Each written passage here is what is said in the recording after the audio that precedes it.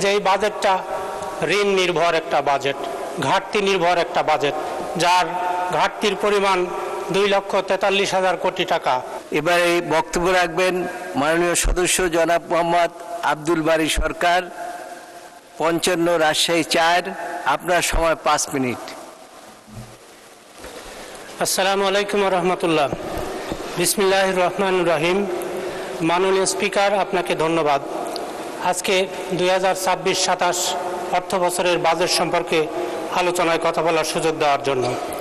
আসলে 2026-27 অর্থ বছরের বাজেট সত্যিকার অর্থে দেশ স্বাধীনের পরে সর্ববৃহৎ একটা বাজেট, কিন্তু আমরা উদ্বেগের সাথে লক্ষ্য করছি যে এই বাজেটটা ঋণ নির্ভর একটা বাজেট, ঘাটতি নির্ভর একটা বাজেট, যার ঘাটতির পরিমাণ 2,43,000 কোটি টাকা, যেটা আমাদেরকে উদ্বিগ্ন করেছে। মাননীয় স্পিকার, বাজেট কেবলমাত্র একটা রাষ্ট্রের বাৎসরিক আয় ব্যয়ের হিসাব নয়, বরং রাষ্ট্রের নৈতিক ও অর্থনৈতিক অগ্রাধিকারের দর্পণ। কিন্তু এ বাজেটে যে প্রতিচ্ছবি ভেসে উঠেছে সেটা আমাদের কারোর জন্যই স্বস্তিদায়ক নয়। এখানে এনবিআরের যে রাজস্ব ধরা হয়েছে সেটা 6,95,000 কোটি টাকা, এটা আয় ধরা হয়েছে। সেখান থেকে এনবিআর আয় করবেন 6 লক্ষ কোটি টাকা। সেটা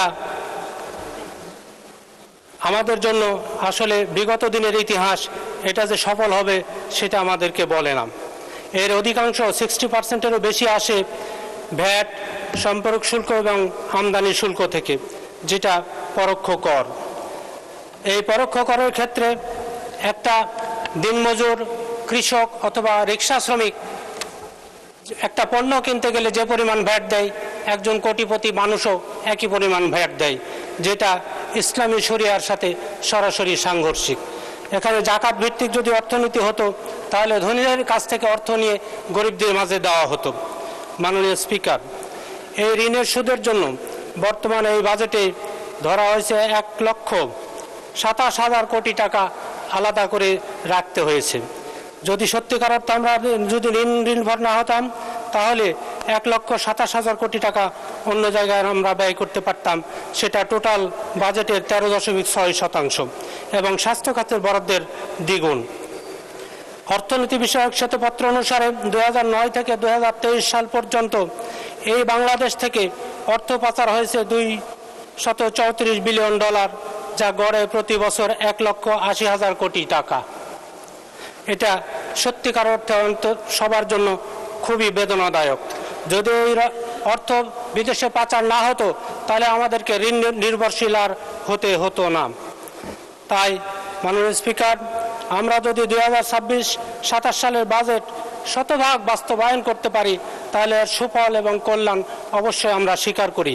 কিন্তু বিগত দিনের ইতিহাস বাজেট ফেইলরের ইতিহাস।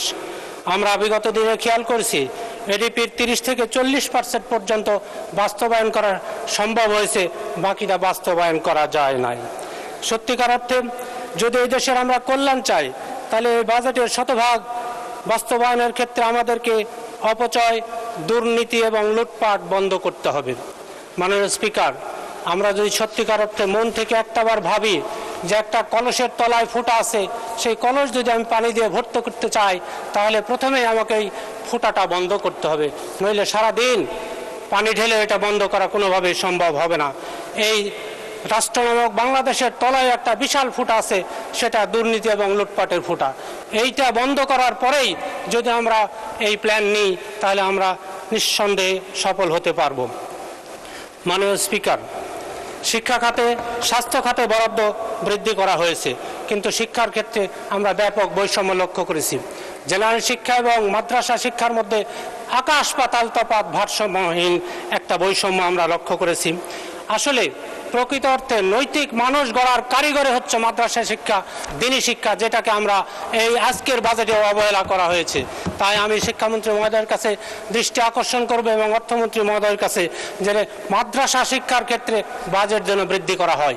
একটাবার যদি বুকে হাত দিয়ে আমরা কল্পনা করি, কোনো আলেমুলামার মা বাবা কখনো বৃদ্ধাশ্রমে থাকে না, থাকে আমার মতো ডাক্তার, ইঞ্জিনিয়ার এবং সচিবদের বাবা মানে বৃদ্ধাশ্রমে থাকে, তারা না খেয়ে ঘরের মধ্যে পড়ে মরে পচে থাকে, সেটা আমরা খবর নিতে পারি না। কিন্তু খেয়াল করে দেখবেন কোনো আলেমার মা এটা হয় না। সুতরাং নৈতিক শিক্ষার জন্য ইসলামী শিক্ষার কোনো বিকল্প নয়।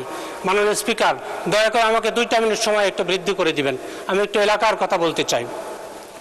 মাননীয় স্পিকার, আমরা সবাই সবাই 1 মিনিট বৃদ্ধি করা হলো, আপনি আপনার এলাকা। আমরা সবাই জানি আমাদের এই বর্তমান সরকার মাদক এবং জোয়ার ব্যাপারে জিরো টলারেন্স, কিন্তু এটা বাস্তবায়ন করতে হলে আমাদের আইন শৃঙ্খলা বাহিনীর সহযোগিতা লাগবে, তাদের ছাড়া কোনোভাবেই সম্ভব নয়। রুট লেভেলে যারা কাজ করেন তারা আমাদের পুলিশ বাহিনী, কিন্তু আমার বাগমারার নির্বাচন এলাকায় বাগমারায় পুলিশদের থাকার কোনো ভালো আবাসন নেই, গাড়ি ঘোড়ার সংকট, যার কারণে এটা নির্মূল করা কোনোভাবেই সম্ভব হচ্ছে না। তাই স্বরাষ্ট্রমন্ত্রী মহোদয়ের দৃষ্টি আকর্ষণ করে আমি বলতে চাই, অনতিবিলম্বে আমার বাগমারায় 3টা পিকআপ ভ্যানের ব্যবস্থা উনি করবেন। এবং আমি নিজে গিয়ে বাগমারা থানা পরিদর্শন করে দেখেছি যে জায়গায় তারা থাকেন ওইটা বসবাসের অনুপযোগী একটা জায়গা।